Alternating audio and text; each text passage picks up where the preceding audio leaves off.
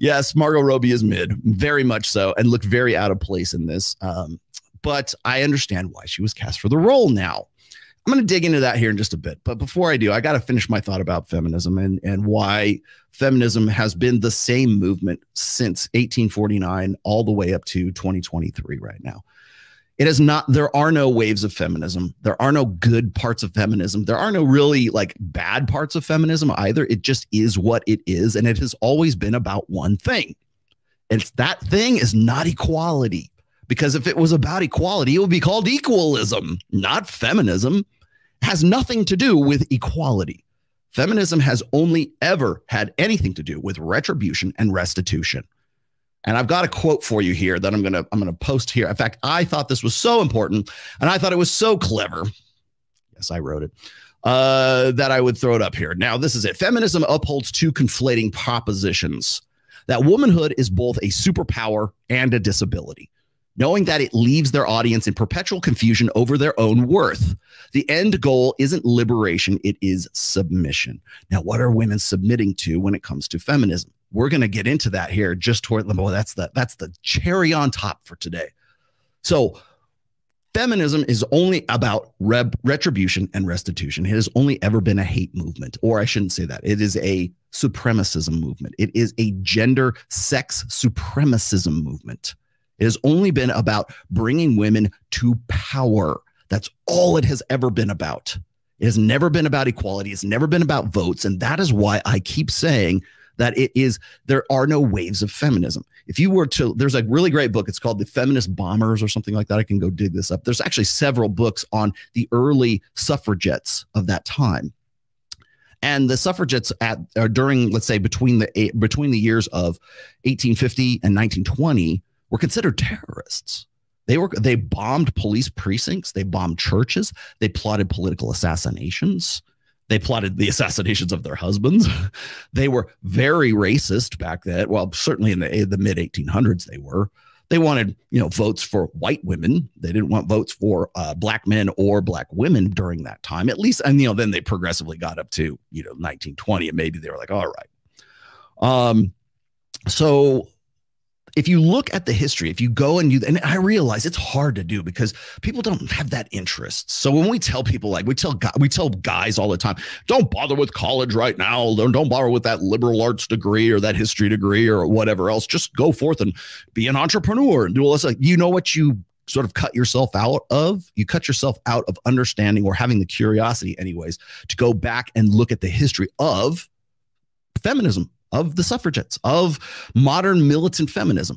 I usually call the feminism of, like, say, the late 60s and early 70s, I kind of refer to that as the quote-unquote militant feminism. But feminism has only ever been about retribution and restitution. It has never been about equality. If it was, like I said, it would be called equalism. And by the way, feminism upholds the idea, the radical idea that we can achieve equality by disadvantaging men and actively advantaging women. That's what it really boils down to. It's not about equality, because if it was, women would be marching on Washington, demanding the right to be drafted, to be mandatory conscription.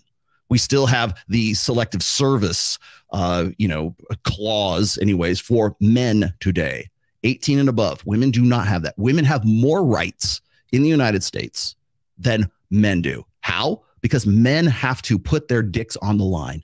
And I mean that literally. It doesn't matter if you consider yourself some other gender because you're a Trans Am. It doesn't matter. As long as you are if you've got a penis, you have to sign up for selective services in the United States. Women do not. What does that mean? That means that you can be, if you do not sign up for that, you can be held accountable for up to $250,000 because you didn't. And granted, this is state by state. You are, in some cases, denied the ability to vote in certainly local elections, if not national elections. In some states, you cannot get a driver's license. In some, there's a state by state, and then there's the federal side of things. By the way, if you become a naturalized citizen and you're an 18-year-old male, you must sign up for that. Otherwise, you cannot literally be a citizen of the United States. If you're a male and you don't sign up, no citizenship for you.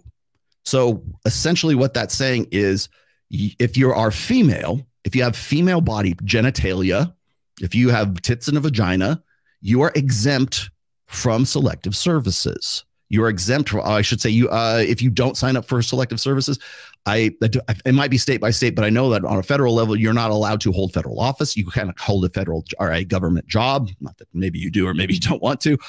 Or if it's affiliate, there's a lot of guys, by the way, I know who are coders for the state, or for like, they're like computer guys who work, technically have a government job, and they don't want to have to sign up for this because they just either they're morally opposed to it or whatever. But the fact is like, you might not even think that you would be affected by this, but you are. And say, well, what's the big deal, Rollo? I'm going to sign up to be in the Marines. I'm going to go into the Navy. I'm going to whatever it is. You know, it's my rights, my privilege as a man to do that. Yes, but it also shows endemic sexism in government institutions. And every time we have tried to do that, and by the way, it's men who tried to do this, not women who are fighting for the right to be, mandatory conscription. So you don't get to be a citizen, literally.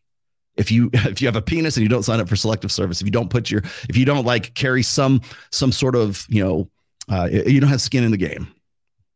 And I don't mean foreskin. If you don't have skin in the game, then, but your vote is just as valuable as the votes that were gained by women in 1920. Okay. Why am I saying this? Well, the reason why I'm saying this is because it is the same feminist movement from 1849 to 2023 where we're at right now. There are no waves. It is the same damn thing. It's only been broken up by world wars, by social unrest, by the sexual revolution, certainly the hormonal birth control, and the free love generation, and all that gets all boomers and Xers and Gen Y, everything. This is just me spitballing here, so I'm just going to sort of freestyle here for a minute, but it's my opinion anyways, or my take, the correlations that I make anyways, is that feminism, the militant feminism that we saw in the late 60s up into the 70s, really during, it's 1965 to 1975. I've had that discussion with you guys before.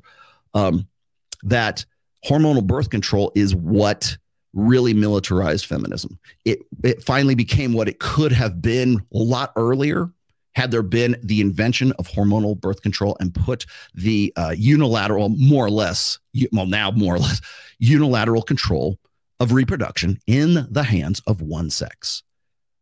It is eugenics that only women control. And it has been that way really since 1965. I say, well, Rolla, what about men keeping their dicks in their pants? And what about a condom? And yeah, okay. Yeah, well, I understand. Well, personal responsibility. Yeah, okay. We can have that conversation too.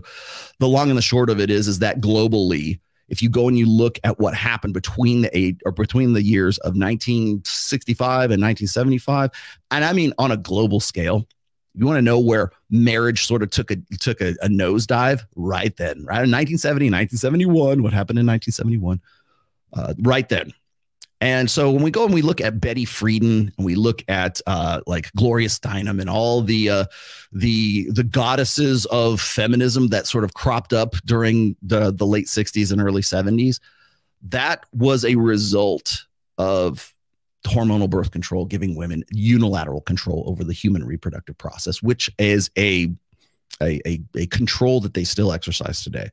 So I feel like I got to explain myself when I say that there is no such thing as wave feminism, because if you think of it in terms of waves, like some very well-meaning tradcons do, they'll go back and say, well, wasn't first wave feminism a good thing, Rollo? No, it wasn't. It essentially created the largest voting bloc in the United States. And, well, don't women actually vote with their husbands and stuff? In some cases, right up until the mid-'80s. And I can show you stats for that, too. Women were much more conservative right up until the mid-'80s, maybe like the beginning of the '90s. And then they became much more liberal, leftist, progressivist, egalitarian.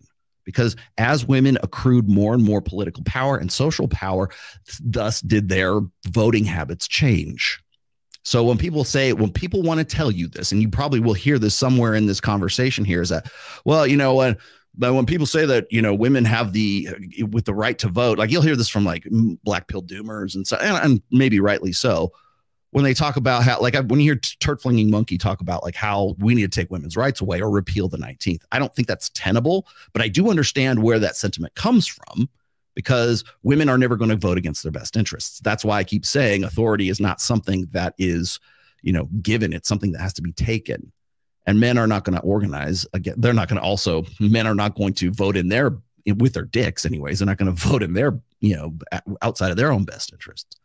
So you have this 80%ers, you've got the beta male guys who are essentially the sneaky fuckers, right? The cuttlefish, who will be happy to sort of align themselves with the feminine imperative as long as they possibly can, because they think it sets them apart and gives them an advantage in the sexual marketplace. Well, it doesn't. But how does that affect men on a societal level and a political level? Well, it kind of like pulls the teeth out of men having any kind of like organized solidarity. That's what it boils down to. So so when I say there are no waves of feminism, now you know where my sort of thinking is, where the logic comes from. Because if we think in terms of wave feminism, we tend to think of, third wave feminism was the bad feminism. That's when everything went to hell. It was so good right up until 1920 or whatever. And I don't even know if anybody could even tell me what second wave feminism was. But apparently first wave was supposed to be the suffragettes right up until 1920 when they got the right to vote. Those were the good feminists. No, they weren't. They were bombing police precincts. And by the way, not just in the United States, they were also in the UK and over in Western Europe as well, because the suffragette movement was also over there. So, well, they just wanted to be treated as equals. Well, we can dig into that another time. But if you want to know why I say that there's no such thing as wave feminism, it's really it's today anyways, in the 21st century, it's a cope. It's a cope to say, well, okay, little ladies, we want to seem like we're still on team woman, but we don't like the purple haired Lena Dunham, underarm hair girls and everything. Well, guess what? There's not a single one of those girls in the Barbie movie. No, Barbie looks like the quintessential blonde haired, blue eyed, big tit, or should have anyways, California beach girl, because that's what Barbie was. No. Now she's Lena Dunham. Now that whole franchise has been taken over. You guys remember how pissed off people got when they just started doing the gender swapped versions of like Ghostbusters or Ocean's 11 or Ocean's 8 or whatever it was, so let's put a bunch of girls in. Let's just do a whole thing because now we've got equality. We can make a really great movie. No, it's a flop. That was a flop. People will say, well, go woke, go broke. Okay, I got that. Fine. Whatever. But what does that entail, really? I tried to, when I was doing the show and I was sort of cutting down, what's her name? Brett Cooper, just not cutting her down. I'm just like correcting her mistakes. Let's just say I think she still has hope. But when I was doing that show, I'm looking at this. I'm trying to look at this from what her perspective anyways, from a tradcon perspective, but she's also very young, right? She's like 21 years old. And I'm listening to these feminist tropes come out of her mouth and she doesn't even realize that she's saying them. I told the same thing to AUDIBLE. Like she uses the term partner for her husband, Jeremy. And I had to correct her on that. I say, you know what? Homosexuals call themselves partners. So why are you using that language? And so there's this kind of misperception, I think, that there's some kind of separation between wokeism and feminism. And sometimes they cross. Sometimes the streams cross. Yes, that's a Ghostbusters reference. Wait, Sambot is in my chat, and Glenn Lawrence is in my chat. Thank you very much. Okay, let's see. So, yes, thanks for that, Sammy. I already have the wall drawn up. Thank you. Sam is my other producer. He's been my longtime producer. Big ups to my friend Sam Botta, the voice of the rational male. So, anyways, the idea being with respect to Brett Cooper and sort of the conservatives, it's easier to sort of hearken back to the good feminists, the suffragettes, right? They did us all a service because they don't want to completely alienate the empowered, strong, independent, red-wearing, Republican-presenting women. But we didn't see that when people came out at Margot Robbie for being a mid. No. That's when you got that's when the leftists and the conservatives, the tradcons, and Rachel Maddow, right?